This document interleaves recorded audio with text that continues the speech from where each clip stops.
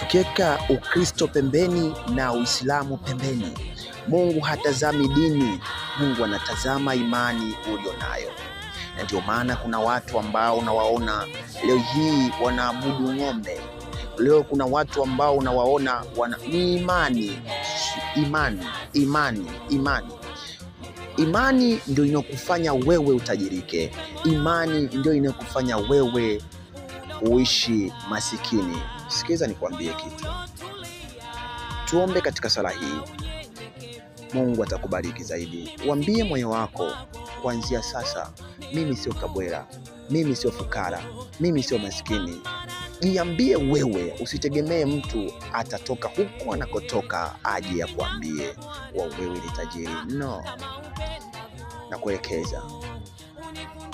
Jiambie moyo wako, uambie moyo wako. Jitamkie tu mwenyewe mambo makubwa unayotarajia. Acha kukata tamaa. Mungu hajawahi kushindwa. Sema hivi: Baba wa mbinguni, ninakushukuru kwa upendo wako usiokwisha. Mara nyingi moyo wangu umekuwa na wasiwasi, hofu na mawazo mazito. Lakini leo ninakuomba unipe amani yako halisi, ile ipitayo akili zote za kibinadamu.